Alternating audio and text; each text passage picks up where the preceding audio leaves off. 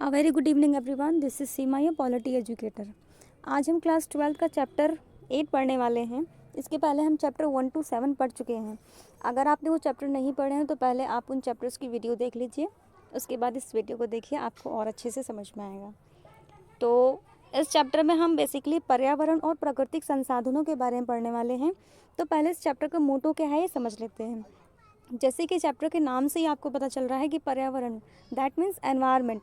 तो यहाँ पर हम एनवायरनमेंट के बारे में पढ़ेंगे कि एनवायरनमेंट क्या है और एनवायरनमेंट की में जो पोल्यूशन है वो पोल्यूशन क्यों है और उस पोल्यूशन का रीज़न क्या है, उसको किस तरीके से हम कम कर सकते हैं और उस पोल्यूशन की वजह से क्या क्या इफ़ेक्ट बढ़ रहे हैं बाकी सारी चीज़ों पर।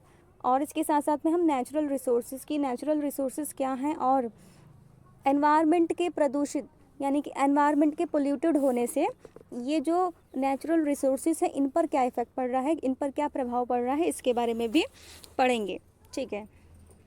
और अगर आपने मेरे चैनल को लाइक शेयर सब्सक्राइब नहीं किया है तो प्लीज़ लाइक शेयर सब्सक्राइब कर लीजिए। वीडियो अच्छी लगी हो तो प्लीज़ कमेंट्स करके बताइए। तो चलिए स्टार्ट करते हैं परिचय। इस अध्याय में हम विश्व राजनीति में पर्यावरण और संसाधनों के बढ़ते महत्व की चर्चा की गई है। ठीक है, ये चैप्टर के नाम से ही पता चल रहा है आपको कि यहाँ पर हम क्या करेंगे, जो विश्व राजनीति में जो पर्यावरण का एक मुद्दा है, एनवायरनमेंट का जो एक मुद्दा है, उस एनवायरनमेंट के मुद्दे पे चर्चा करेंगे और इस प्रॉब्लम की वजह से नेचुरल रिसोर्सेज पर क्या इफ़ेक्ट पड़ रहा है ये भी हम पढ़ने वाले हैं। और कुछ महत्वपूर्ण पर्यावरण आंदोलनों की तुलनात्मक चर्चा करेंगे, यानी कि हम कुछ ऐसे मुद्दों को उठाएंगे, कंपैरेटिवली उनका हम एनालाइज करेंगे, जैसे कि जो एनवायरनमेंट से रिलेटेड हो और कुछ एनवायरनमेंट से रिलेटेड जो मूवमेंट्स हैं उनके बारे में पढ़ेंगे। इसी के साथ साथ में साझी संपदा क्या है और विश्व की साझी संपदा जैसी अवधारणाओं के बारे में भी पढ़ेंगे। ठीक है, कि साझी संपदा और विश्व की साझी संपदा जैसे जो कॉन्सेप्ट्स हैं इनको भी हम क्लियर करेंगे। और पर्यावरण से जुड़ी हाल की बहसों में भारत ने कौन सा पक्ष लिया है इत्यादि पर भी चर्चा करेंगे। अब देखिए फ्रेंड्स, अगर कोई भी हम कॉन्सेप्ट क्लियर कर रहे हैं या फिर कोई भी मुद्दा पढ़ रहे हैं, कोई भी मसला के बारे में हम एनालाइज कर रहे हैं, चर्चा कर रहे हैं, विचार विमर्श कर रहे हैं, तो उस मुद्दे पर, उस चिंता पर, उस परेशानी पर भारत की क्या राय है और भारत की राय कितनी हद तक सही है या भारत की राय क्या होनी चाहिए, इसके बारे में भी हमको विशेष रूप से पढ़ना और समझना है। क्योंकि हम लोग इंडियंस हैं और हम इंडिया में रहते हैं, तो हम भारत के बारे में हर एक कॉन्सेप्ट के साथ में इंडिया को रिलेट करेंगे और उसके बारे में जानेंगे। पर्यावरण की चिंता। ठीक है, अब जो एनवायरनमेंट है, एनवायरनमेंट में जो भी पोल्यूशन है, उस पोल्यूशन की वजह से कौन कौन सी प्रॉब्लम आ रही हैं, कौन कौन सी चिंताएं आ रही हैं, उनके बारे में पढ़ लेते हैं। दुनिया भर में कृषि योग्य भूमि में अब कोई बढ़ोतरी नहीं हो रही, जबकि मौजूदा उपजाऊ जमीन के एक बड़े हिस्से की उर्वरता कम हो रही है। जलाशयों की जल राशि बड़ी तेजी से कम हुई है। ठीक है, अब देखो, जो दुनिया में जो कृषि योग्य भूमि है, यानी कि जो खेती करने के लिए जो ज़मीन है वो काफ़ी तेज़ी से कम हो रही है। ठीक है, और जैसे कि उपजाऊ भूमि की जो गुणवत्ता है उसमें काफ़ी तेज़ी से कमी आ रही है। इसी के साथ साथ में जो पानी पीने के लिए है, जलाशय हैं, नदी तालाब हैं, इन सब की भी बड़ी तेज़ी से कमी हुई है। संयुक्त राष्ट्र संघ की विश्व विकास रिपोर्ट 2006 के अनुसार विकासशील देशों की 1 अरब 20 करोड़ जनता को स्वच्छ जल उपलब्ध नहीं होता और इस वजह से 30 लाख से ज़्यादा बच्चे हर साल मौत के शिकार होते हैं। ठीक है, एक यूनाइटेड नेशन ऑर्गेनाइजेशन की एक रिपोर्ट है जो कि 2006 में प्रकाशित हुई, यानी कि सामने आई।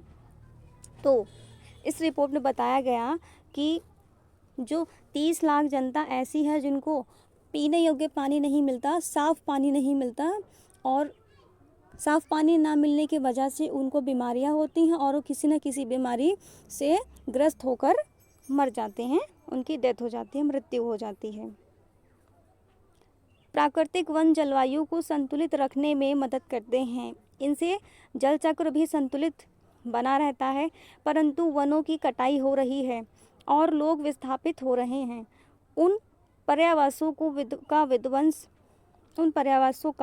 विध्वंस जो जैव प्रजातियों के मामले में समृद्ध है, इससे पारिस्थितिकी तंत्र और मनुष्य के स्वास्थ्य पर एक बड़ा खतरा मंडरा रहा है। ठीक है, जो इसकी तीसरी चिंता है, वो तीसरी चिंता क्या है कि जो प्राकृतिक संसाधन हैं और जैसे जो प्रकृति की चीज़ें हैं, जैसे जलवायु, ठीक है, जल चक्र, ये सब चीज़ें नेचुरल हैं, ठीक है, लेकिन इन सब चीज़ों में भी गिरावट आई है। ठीक है, और जो जलवायु है उसमें कोई भी संतुलन नहीं रह गया, उसकी वजह से जल चक्र भी संतुलित बना रहता है, लेकिन जब उसमें ही बैलेंस नहीं रह गया तो जल चक्र भी डिसबैलेंस हो रहा है। और इसी के साथ साथ में काफ़ी सारे फॉरेस्ट हैं, उनकी कटाई हो रही है बिल्डिंग्स बनाने के लिए, हॉस्पिटल्स बनाने के लिए, या फिर और भी सारी चीज़ें बनाने के लिए। तो वहाँ पे उस जंगल में, उस फॉरेस्ट में जो एनिमल्स रहते हैं, ठीक है, उन एनिमल्स की भी कमी हो रही है, क्योंकि उन्हें रहने के लिए घर नहीं मिल रहा, तो इस कारणवश उनकी प्रजातियाँ विलुप्त हो रही हैं। ठीक है, पूरे विश्व में समुद्र तटीय क्षेत्रों का प्रदूषण भी बढ़ रहा है और इस प्रवृत्ति पर अंकुश ना लगा तो समुद्री पर्यावरण की गुणवत्ता में भारी गिरावट आएगी। ठीक है, पूरे विश्व में यानी कि पूरी दुनिया में जो समुद्र का तटीय क्षेत्र है उसमें प्रदूषण बढ़ रहा है, यानी कि जो पानी है उस पानी में पोल्यूशन बढ़ रहा है और पीने योग्य पानी भी कम हो रहा है, और इसी के साथ साथ में समुद्री पर्यावरण की गुणवत्ता भी कम हो रही है। ठीक है, ये 4 चिंताएं थी बेसिकली, ठीक है, कि जो पर्यावरण को लेकर है, लेकिन अब इनका सोल्यूशन क्या होना चाहिए और क्या हो सकता है, इसके बारे में पढ़ लेते हैं। ये घटनाएं नैसर्गिक प्रतीत होती हैं, परंतु यदि इन मुद्दों पर सभी देशों की सरकारें कदम उठाती हैं तो इन मसलों की परिणति इस अर्थ में राजनीतिक होगी। ठीक है, देखो, ये घटनाएं नैसर्गिक यानी कि प्राकृतिक महसूस हो रही हैं कि ये नेचुरल चीज़ें और प्रकृति पर छोड़ दो। ठीक है, लेकिन जब सारे विश्व की सारी कंट्रीज़, ठीक है, जब वर्ल्ड की सारी कंट्रीज़ एक साथ मिलकर इस मुद्दे को एक प्रॉब्लम समझ रही हैं, तो इसका मतलब ये राजनीति का मुद्दा है।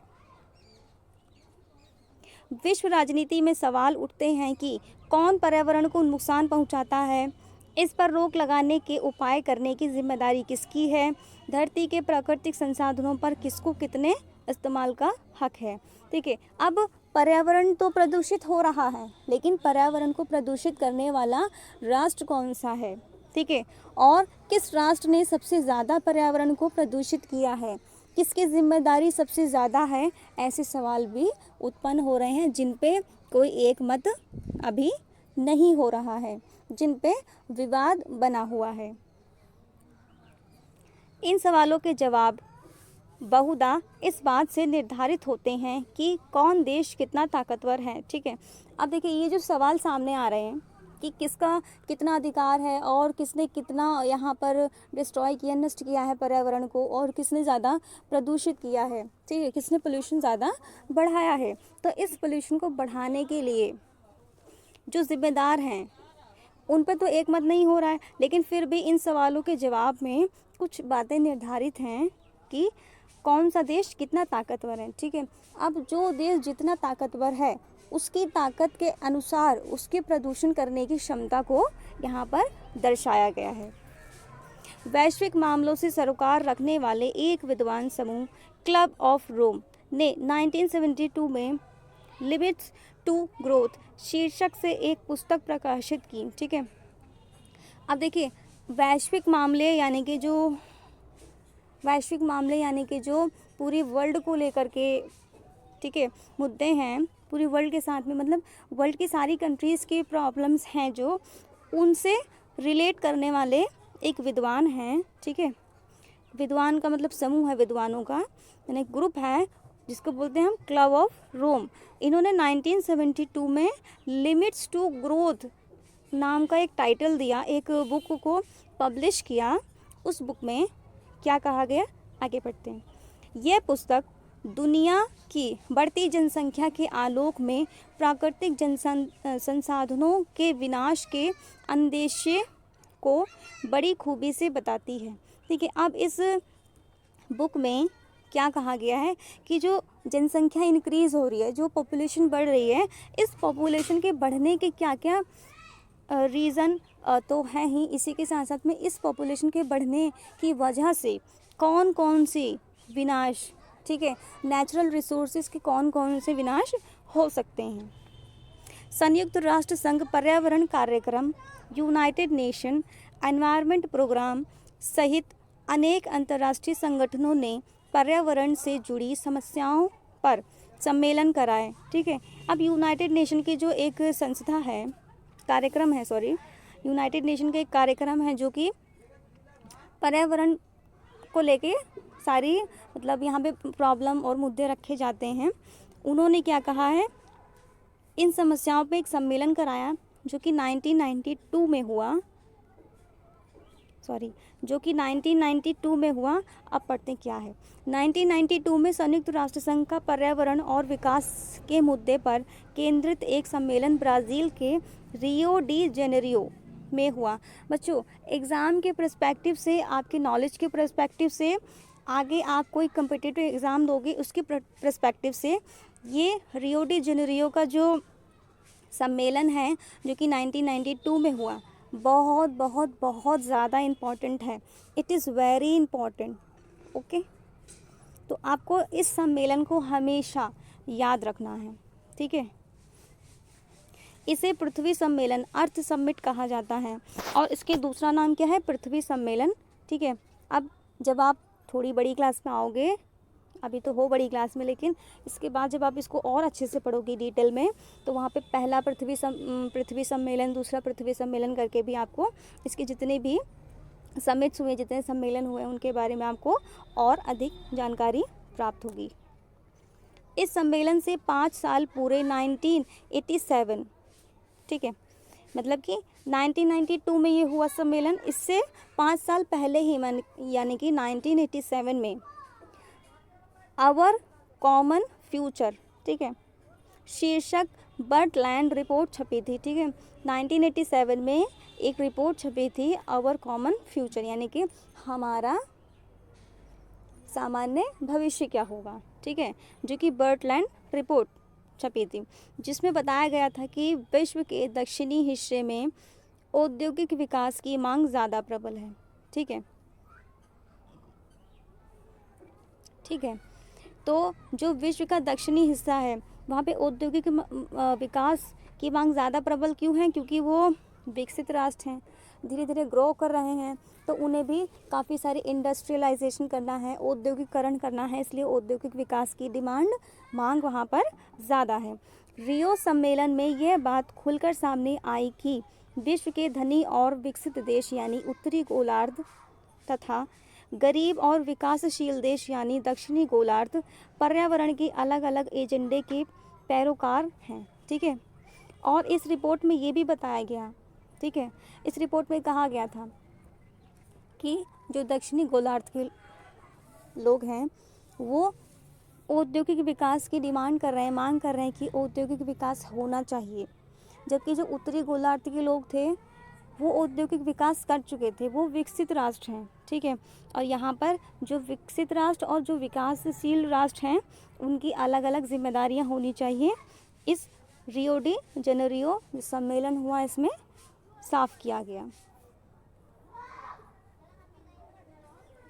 उत्तरी देशों की मुख्य चिंता ओजोन परत की छेद और वैश्विक तापवृद्धि, ग्लोबल वार्मिंग को लेकर थी, ठीक है। और जो यहाँ पे जो उत्तरी देश थे यानी कि जो विकसित राष्ट्र थे, डेवलपिंग कंट्री थी, ठीक है, ये डेवलप कर चुके थे, ये पर्यावरण को प्रदूषित कर चुके थे, इनका योगदान हो चुका था और आगे भी ये लोग डेवलप होना चाह रहे थे। एक तरीके से काफ़ी पावरफुल कंट्रीज़ थी ये सभी, ठीक है। इनकी जो मेन प्रॉब्लम थी, मेन जो इनका चिंता का विषय था, मुख्य था, वो जो ओजोन परत थी उसमें छेद होना, ओजोन परत में होल होना, और दूसरा जो मुख्य मुद्दा इनके लिए था वो था वैश्विक तापवृद्धि यानी कि ग्लोबल वार्मिंग। जबकि दक्षिणी देश आर्थिक विकास और पर्यावरण प्रबंधन के आपसी रिश्ते को सुलझाने के लिए ज़्यादा चिंतित थे, ठीक है। और जो दक्षिणी गोलार्ध के लोग थे जो विकासशील थे, धीरे धीरे विकसित होने की कोशिश कर रहे थे, उनकी प्रॉब्लम मेन मुद्दा क्या था, उनकी प्रॉब्लम और मेन मुद्दा क्या था, आर्थिक विकास, ठीक है। इकोनॉमिक उनको डेवलप्ड होना था। इसके साथ साथ में जो पर्यावरण का प्रबंधन है, उसके जो आपसी रिश्ते हैं, उन आपसी रिश्तों को सुलझाना, यानी कि जो पर्यावरण को ये लोग क्षति पहुंचा रहे थे, ठीक है, सभी देश मिलकर जो जिस तरीके की क्षति पहुंचा रहे हैं, तो दक्षिण गोलार्ध के लोग ये तो चाहते थे विकास हो उनका, लेकिन वो ये नहीं चाहते थे कि पर्यावरण को क्षति पहुंचे और जो विकसित राष्ट्र है वो क्षति ज़्यादा पहुंचाएं। सम्मेलन में इस बात पर सहमति बनी कि आर्थिक वृद्धि का तरीका ऐसा होना चाहिए कि इससे पर्यावरण को नुकसान ना पहुंचे। इसे टिकाऊ विकास का तरीका कहा गया, ठीक है। जो रियो डी जेनेरियो में सम्मेलन हुआ, उसमें यह बात साफ की गई कि चाहे उत्तरी गोलार्ध के लोग हों चाहे दक्षिणी गोलार्ध के लोग, प्रोडक्शन कर रहे हैं, अपनी इकोनॉमी को वो लोग डिपेंड बना रहे हैं, आत्मनिर्भर बना रहे हैं, उसके साथ साथ में डेवलपिंग कंट्री भी बना रहे हैं और डेवलप भी कर रहे हैं। इसके साथ साथ में उन्हें कुछ ऐसे उपाय करने चाहिए जिससे पर्यावरण पर कोई भी नकारात्मक नुकसान ना पहुंचे और टिकाऊ विकास हो सके, आने वाली पीढ़ियों के लिए भी जो नेचुरल रिसोर्सेज है, प्राकृतिक संसाधन है, वह बचे रहें। तो फ्रेंड्स, आज की वीडियो में बस इतना ही। नेक्स्ट वीडियो में हम मिलेंगे और नए टॉपिक के साथ, इस चैप्टर को कंप्लीट करेंगे। और अगर वीडियो अच्छा लगा हो तो प्लीज़ लाइक कर दीजिए, कमेंट्स भी करिए। तो वीडियो देखने के